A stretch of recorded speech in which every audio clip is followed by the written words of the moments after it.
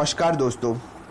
हम लोग के देश में जैसे क्रिकेट को रेगुलेट करने के लिए बीसीसीआई है, उसी तरह पाकिस्तान में क्रिकेट को रेगुलेट करने के लिए पाकिस्तान क्रिकेट बोर्ड है। और सिमिलरली वर्ल्ड के स्टेज में मतलब सारे कंट्रीज़ में क्रिकेट को रेगुलेट करने के लिए आईसीसी है, इंटरनेशनल क्रिकेट काउंसिल।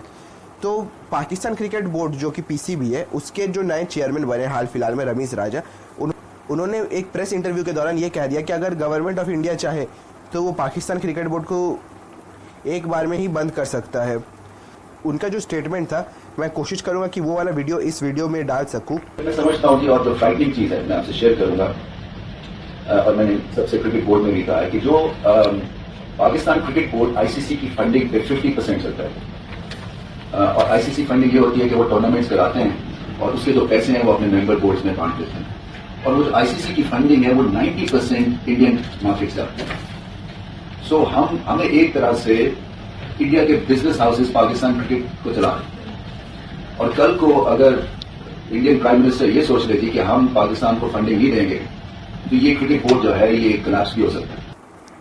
तो रमीज़ राजा ने कहा ये कि आईसीसी जो कि इंटरनेशनल क्रिकेट काउंसिल है, उसका 90% फंडिंग बीसीसीआई अकेले करता है और पाकिस्तान क्रिकेट बोर्ड का 50% फंडिंग आईसीसी करता है। तो अगर बीसीसीआई आईसीसी को ही फंडिंग देना बंद कर दे तो पीसीबी ऐसे ही ख़त्म हो जाएगा।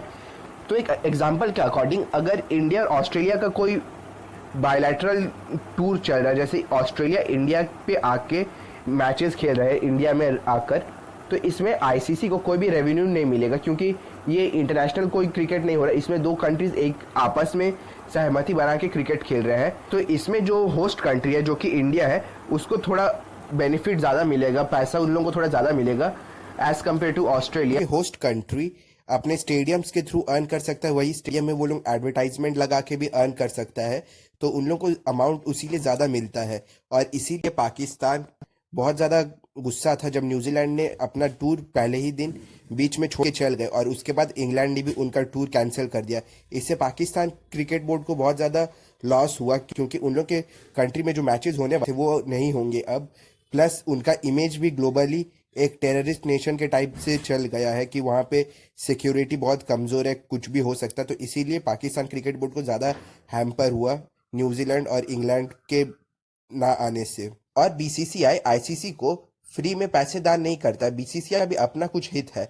बीसीसीआई आईसीसी को फंडिंग इसलिए देता है क्योंकि आईसीसी एक विंडो बनाता है पूरे साल के अंदर में जहां पे कोई भी बड़े बायलैटरल सीरीज नहीं होते हैं। तो जो भी प्लेयर्स होते हैं बड़े बड़े कंट्रीज के जैसे ऑस्ट्रेलिया, इंग्लैंड, वो लोग इजीली आईपीएल खेलने आ सकते हैं। इसीलिए बीसीसीआई आईसीसी को फंडिंग इतना देता है। वहीं आईसीसी को जो रेवेन्यू जनरेट होता है वो इंटरनेशनल टूर्नामेंट करवा के होता है, जैसे कि अभी हाल फिलहाल में जो T20 वर्ल्ड कप आने वाला उससे जैसे होगा, फिर वर्ल्ड कप से होता है चैंपियंस ट्रॉफी हालांकि बंद हो चुका है तो उससे नहीं होगा। तो जो भी इंटरनेशनल टूर्नामेंट्स आईसीसी कंडक्ट कराता है उससे जो कुछ भी रेवेन्यू अर्निंग होता है वो आईसीसी को मिलता है। तो ये सब टूर्नामेंट्स में आईसीसी इस तरह से कमाता है कि जो टूर्नामेंट्स का टीवी राइट्स है, मतलब टीवी में जो दिखाया जाएगा वो सब का बिडिंग लगता है, कौन सा देश में कौन सा चैनल उसको दिखाएगा। तो ये सब में जो बिडिंग जीतता है वो उतना अमाउंट आईसीसी को दे देता है, फिर आईसीसी जो टीवी राइट है उस टूर्नामेंट का वो उस चैनल को दे देता है। चैनल वहाँ पे अपने एड्स दिखा के अपने तरह से पैसा कमा सकते हैं। तो इस तरह से आईसीसी को रेवेन्यू मिलता है। वहीं बीसीसीआई भी अपने जो टीवी राइट्स है वो भी चैनल्स को बेचते हैं कुछ फिक्स्ड ईयर के अकॉर्डिंग, मतलब 4 साल में एक बार या फिर 3 साल में एक बार। तो इन 4 सालों में इंडिया के अंदर जितने भी मैचेस होने वाले हैं बायलैटरल सीरीज, वो सब वो स्पेसिफिक चैनल दिखाएगा। तो इस तरह से बीसीसीआई अर्न करता है। और टीवी राइट्स का जो ये इशू है, इससे एक और चीज़ ये याद आया कि अगले साल आईपीएल का जो टीवी व्यूअरशिप है, मतलब आईपीएल किस चैनल में दिखाया जाएगा, स्टार स्पोर्ट या फिर सोनी 1, सोनी 2, वो सब में, तो इसके लिए बिडिंग होने वाला है अगले साल। और अगले साल में जो बिडिंग होगा उसमें स्टार कंपनी है उसको टक्कर देने के लिए जी और जो सोनी का जो ग्रुप है वो दोनों एक साथ मर्ज हो गए हैं। तो ये दोनों मिलके स्टार को टक्कर देने अगले साल आईपीएल के टीवी व्यूअरशिप को लेकर। और कुछ हफ्तों पहले ये इंसिडेंट हुआ था कि न्यूजीलैंड का जो क्रिकेट टीम है वो पाकिस्तान का टूर करने के लिए गया था और पहला ओडीआई खेलने का जब दिन आया उसी दिन न्यूजीलैंड पाकिस्तान से रवाना हो गया, ये कहकर कि कुछ सिक्योरिटी इश्यूज है। 5i की जो कंट्रीज है उन्होंने ये चेतावनी दिया है। 5i ग्रुप में USA, Canada, England, New Zealand, Australia, ये सब कंट्रीज आते हैं। इनके ग्रुप ने ये न्यूजीलैंड को कहा था कि उनके ऊपर कुछ अटैक हो सकता है तो न्यूजीलैंड अपना जो टूर है उसको बीच में ही कैंसिल करके आ गया था। तो इससे पाकिस्तान का जो इमेज था क्रिकेटिंग वर्ल्ड में उसको और ज़्यादा ठेस पहुंचा था। इसी के कुछ दिनों बाद इंग्लैंड ने भी अपना जो टूर था उसको कैंसिल कर दिया था। ये सब के कारण पाकिस्तान क्रिकेट बोर्ड को काफ़ी ज़्यादा लॉस हुआ, क्योंकि जैसे मैंने पहले कहा था पाकिस्तान होस्ट कंट्री था तो उनको पैसे ज़्यादा मिलने वाले थे ये बायलैटरल सीरीज़ के द्वारा। तो ये सीरीज़ जब कैंसिल हो गया तो उन्होंने कुछ केसेस उसेस भी फाइल किए हैं ये सब कंट्रीज़ के खिलाफ कि इन्होंने बीच में कैसे ही बिना कुछ कहे कैसे इस टूर को एक तरफा कैंसिल कर दिया। तो इसके ऊपर कुछ केसेस उसेस चल रहे हैं। ऑस्ट्रेलिया ने अफगानिस्तान के साथ होने वाले नवंबर में जो टेस्ट था उसको कैंसिल कर दिया है, क्योंकि ऑस्ट्रेलिया ने ये कहा कि तालिबान के अंडर में जेंडर डिस्क्रिमिनेशन हो रहा है अफगानिस्तान में। मतलब तालिबान के अंडर में जो अफगानिस्तान का फीमेल क्रिकेट टीम है उसको खेलने का इजाज़त नहीं है, तो ये लोग भी ऑस्ट्रेलिया भी तब मेंस टीम के साथ नहीं खेलेंगे। ऑस्ट्रेलिया बहुत ज़्यादा जेंडर इक्वालिटी को प्रमोट करता है। इसका एग्जांपल हम लोग क्रिकेट में भी देख सकते हैं। ऑस्ट्रेलिया ने बिग बैश लीग के पैरेलल एक और वुमेन्स का भी लीग स्टार्ट किया जिसमें लड़कियां बस खेलती है बिग बैश लीग के सिमिलर।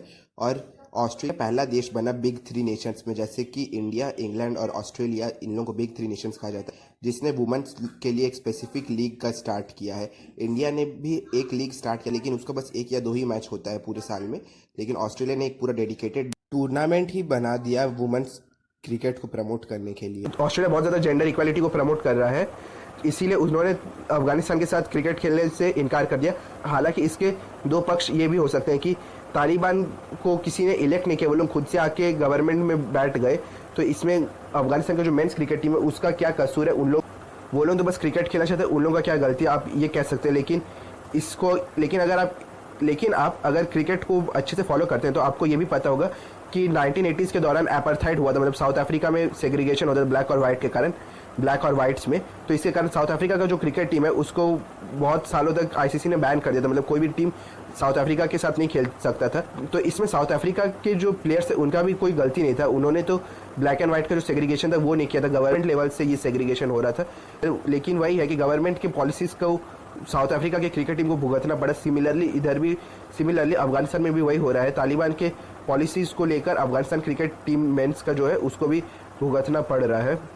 अभी पाकिस्तान में इंडिया के खिलाफ एक नेगेटिव कैंपेन किया जा रहा है। जब न्यूजीलैंड ने अपना टूर बीच में कैंसिल कर दिया था तब पाकिस्तान के मीडिया हाउसेज ने ये बात जोर जोर से दोहराने लगे कि इंडिया की जो खुफिया एजेंसी रॉ है उसने न्यूजीलैंड को इनपुट दिया कि आप पाकिस्तान में सेफ नहीं है, जो कि बिल्कुल भी सही नहीं। पूरा स्टेटमेंट ये गलत है, क्योंकि न्यूजीलैंड ने अपने ऑफिशियल स्टेटमेंट में ये कहा था कि उनको 5 आई ग्रुप के द्वारा ये इन्फॉर्मेशन मिला था कि उनके ऊपर अटैक हो सकता है पाकिस्तान में, इसीलिए उन्होंने टूर को बीच में कैंसिल कर दिया। ये रहा पाकिस्तान का पहला झूठ। और पाकिस्तान का दूसरा झूठ ये है कि जैसे कि रमीज राजा ने कहा, पाकिस्तान क्रिकेट बोर्ड को इनडायरेक्टली बीसीसीआई चला रहा और बीसीसीआई कभी भी चाहे तो वो अपना फंडिंग रोक सकता है और पाकिस्तान क्रिकेट बोर्ड कोलैप्स कर जाएगा। तो ये स्टेटमेंट पूरी तरह से सही नहीं, आधा सच है आधा झूठ है। डायरेक्टली बीसीसीआई ही पाकिस्तान क्रिकेट बोर्ड को चला रहा है, क्योंकि बीसीसीआई आईसीसी को फंडिंग देता है और उससे पाकिस्तान क्रिकेट बोर्ड चल रहा है। ये पहला स्टेटमेंट सही था। वहीं दूसरा स्टेटमेंट कि बीसीसीआई कभी भी अपना पैसा देना बंद कर सकता है और इससे पाकिस्तान क्रिकेट बोर्ड कोलैप्स हो जाएगा, तो ये गलत है। बीसीसीआई आईसीसी को अपना जो फंडिंग है वो देते ही रहेगा, क्योंकि बीसीसीआई आईसीसी को फंडिंग देता है तो उसको आईपीएल के लिए विंडो मिलता है।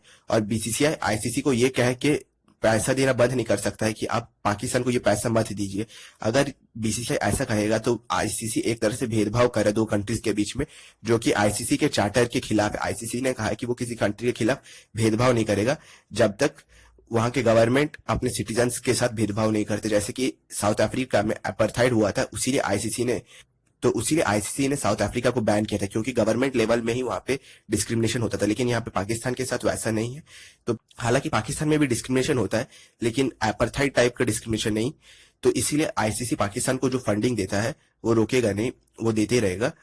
और तीसरी बात यह है कि रमीज राजा जो कि पीसीबी के नए चेयरमैन बने, उनके अपॉइंटमेंट में इमरान खान का बहुत बड़ा हाथ है। इमरान खान का स्टांस इंडिया को लेकर क्या, ये तो आप सबको पता है। आर्टिकल 370 हटने से पाकिस्तान अभी तक इंडिया के साथ कोई भी ट्रेड नहीं कर रहा है और इससे मेनली पाकिस्तान को ही लॉस हो रहा है।